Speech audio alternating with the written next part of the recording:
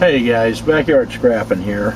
We are actually going to do a quick follow-up. It may not be quick because you guys are really going to need to watch this. And I found out some information today that everybody in our community needs to know. But in follow-up to my video that I made, USPS sucks, I just want to say right up front again, I'm not talking about everybody in USPS and the U.S. Postal Service. I've actually had quite a bit of help with this package since I posted this video. In fact, about 2.5 hours after I posted the video, I actually got a call from a supervisor at the facility where this package was headed in Dallas. Everything got back on track after the video.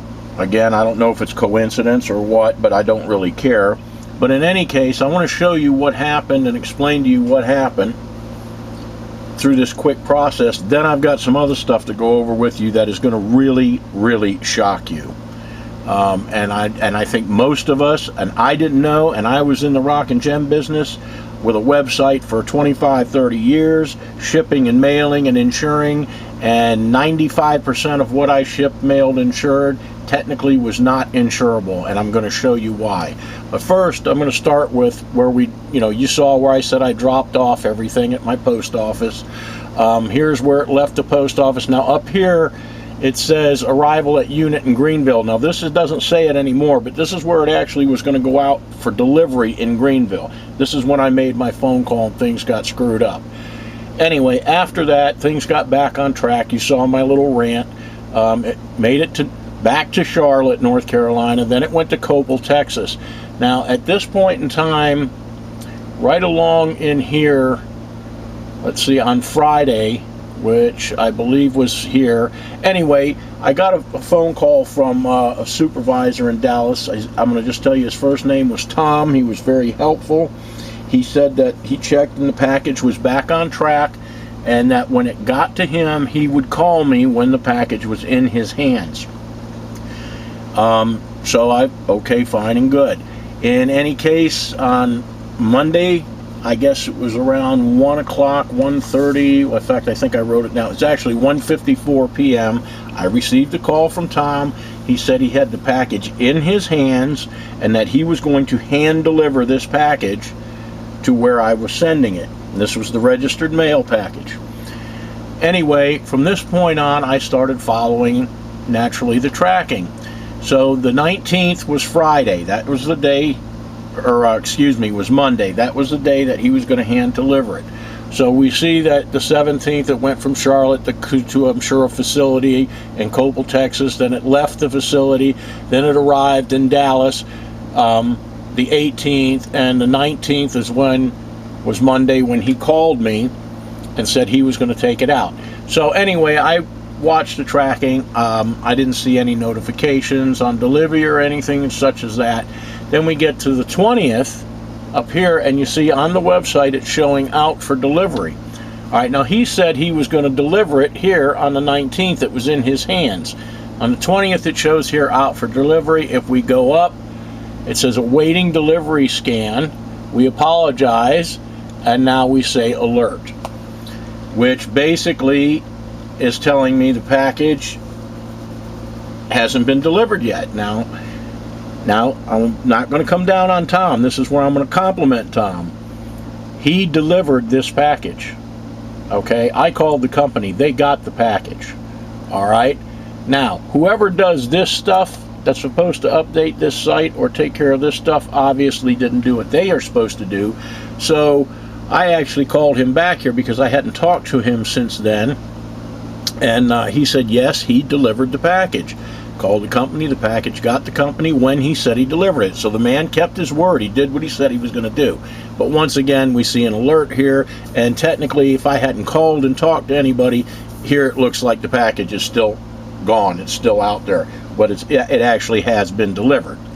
So what this means, I have no idea other than the fact that somebody didn't do their job once again. Now, what we're going to do from here is I'm going to show you something that we all need to know, and that I'm sure many of you didn't know. What I'm going to do is I'm going to go to the UPS homepage. Now I want to show you something. We think, and I even have it on my website, I put it on my website, insurance is going to cost so much, signature confirmation.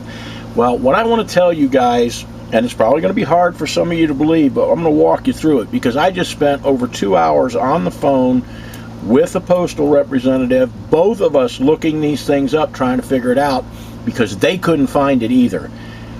When you ship coins, gold, bullion, other than collectible coins, I mean, coins is actually a little bit easier, but bullion in general, precious metals, jewelry, precious stones, you're shipping them, let's say priority mail with insurance. Now I know the insurance only goes up to whatever it is. I don't care if it's 5,000, 25, whatever.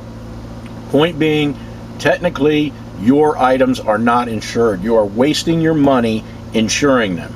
Signature confirmation is okay, well and good and fine, but I'm going to walk you through and show you. When you're shipping precious stones, precious jewelry, precious metals, or bullion, whether you insure it for the maximum insurance that there is on priority shipping or not, doesn't make any difference. You're only covered for $15, and I'm going to walk you through it right now. All right. The only way you are totally covered is with registered mail. That is it. And it's a very gray area, because we spent a lot of time. I mean, I just spent, like I said, almost an hour and a half or 2 hours on the phone with a representative from the Postal Service. We were thanking each other back and forth because she didn't know these things, and she even said she learned a lot today. But what we're going to do is we went to UPS.com. Now, the first thing we're going to do is we're going to go over here to mail and ship, and I'm going to show you why and how I know that your package is only insured for $15 if you're sending bullion or precious metals or things like that. We're going to go over here to mail and ship. I don't know if you can see that. Let me get this adjusted a little bit better. Okay, so we are going to go here to mail and ship, and you have to excuse me, my tripod is, you know, not the best in the world. And we're going to come down here and we're going to go to file a claim. So I'm going to click on file a claim. Let me get back to the middle of the page here, and we're going to scroll over here to where it says, it's very hard to see, but right here it says, see my mouse is right here in the middle. I'm moving over here, and right there it says file indemnity claims DDM 609. Click on that. All right, it brings you to this next page. This is on Postal Explorer. Now on this page, we are going to scroll down to section 4.1. So here we are scrolling down, and there's section 4 claims, and then section 4.1 payable claims. Then we're going to scroll down to M.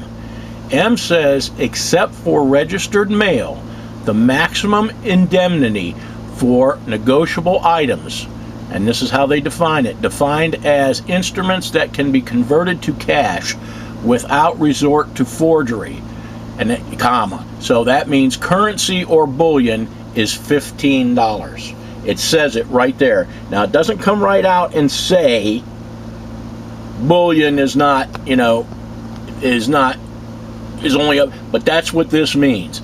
This M means except for registered mail. So if you are sending gold, silver, a silver bar you poured, or any other bullion items, and you insure it, and I'm going to tell you what, a lot of people are getting the insurance and they're collecting the insurance because this area is so gray, which I'm going to explain in a minute. I mean, it's almost impossible to comprehend. So the only thing I can tell you is if you get the wrong person looking at your claim, you're not going to get your money for insurance. If they classify your item as one of these items that is defined as instruments that can be converted to cash. Okay, so it all depends on who you get when you file your claim, because I'm telling you, nobody knows about this stuff. Nobody in the post office knows about this stuff. Now the next thing we're going to do is I'm going to go where this is actually is kind of defined a little bit more. Now here it just says that, and it's $15. This is very true.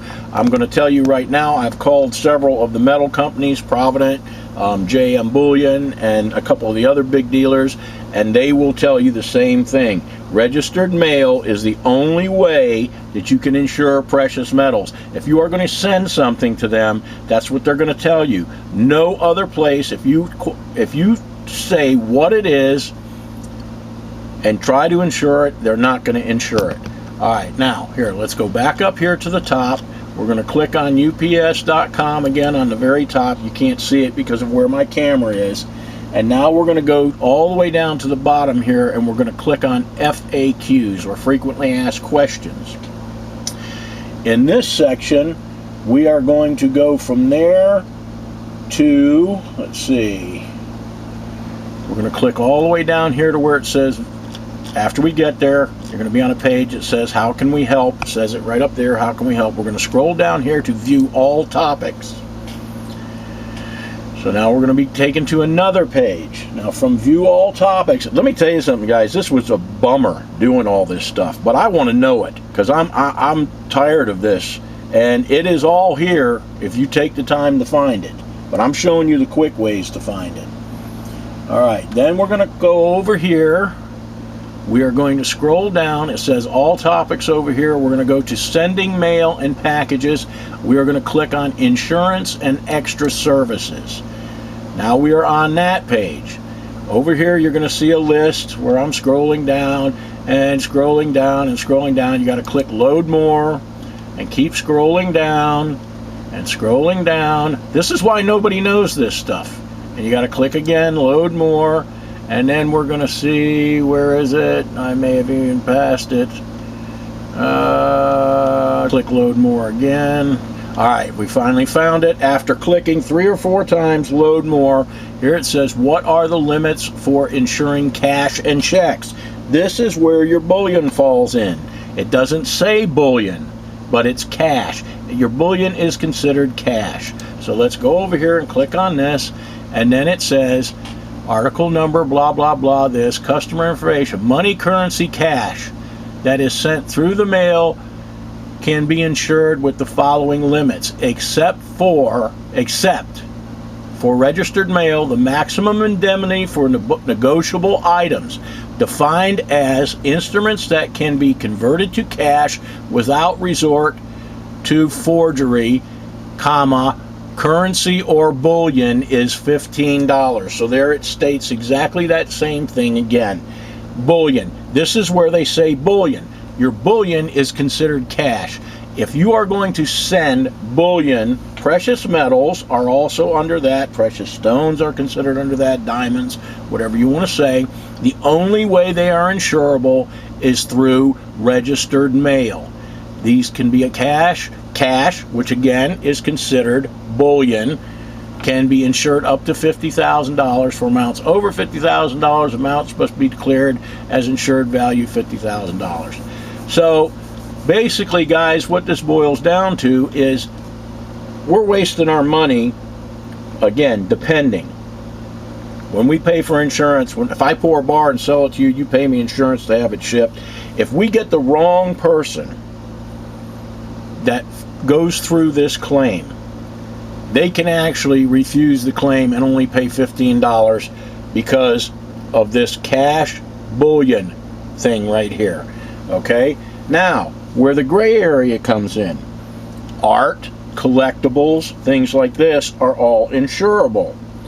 So I asked the agent, and the agent didn't have an answer. I don't blame them, because how are they supposed to know the difference? I asked, if I pour my little teddy bear in silver, okay, it is a precious metal, it is poured in silver or even gold or whatever, and I insure it and somebody buys it from me as a collectible piece or a piece of art, technically that is silver. It's a precious metal. So technically, under this rule, the insurance can be void and only be $15, whether the bear cost $100 or not. Now, this is the gray area. If I pour it in copper, copper's not a precious metal. If I sell it, to somebody for $100 poured in copper, because it's a collectible art piece, it's insurable. So this is, like I said, this is the gray area. I think for the most part, if you do signature confirmation and insurance, and you have to have, in other words, if somebody buys something from me, there has to be a receipt. It has to go through my website, or there has to be some type of proof that they are purchasing this. I don't know how trades would work. I think you're on your own on a trade. But if you physically pay me $100 for that silver teddy bear, or whatever item I have poured, depending on how I have it worded, which I've already changed all the wording on my website to be collectible or art, yeah, I think you can get away with the insurance on it, because technically it is something. It's just because the metal was silver, but it was still a collectible piece. Because in copper, yeah, if I charge you $100 for a copper one and you don't get it, the $100 is gone. I'm going to be able to collect the insurance on you and refund your money. It's questionable on the bear, but I think if it shows up as a collectible, you'll be able to do it. So I know this video has gone long, but I wanted to show everybody that, and show you can pause and go look at this for yourself. But there it is. Except for registered mail, the maximum indemnity for negotiable items defined as instruments that can be converted to cash without resort to forgery, and that's currency or bullion, is $15. So guys, you need to be careful, be aware of this. Like I said, I think because most of our stuff maybe is considered as collectibles, we'll be okay. But if you get the wrong person and they deem it as bullion, you're going to be out. I don't care if it was $100, $50, $10, whatever. The maximum you're going to get back, if it is not sent registered mail, is $15. And even registered mail can be a pain, as we all have just seen. Guys, I'm going to get out of here. I'm going to let you go. I'm sorry I went on about this, but I mean, this made me do a lot of research. And I wanted you guys to know and understand this, that, hey, even though you think you're insuring it, I mean, when it comes right down to it, if it's a precious metal, it is not insured unless it goes registered mail. So I'll get back to you guys in the next video. I'm actually going to be doing a refine on some jewelry. So we'll get back to you when I get started on that. Everybody have a good one. Like I said, if you want to go look at this for yourself, here it is. Alrighty guys, we'll see you in the next video.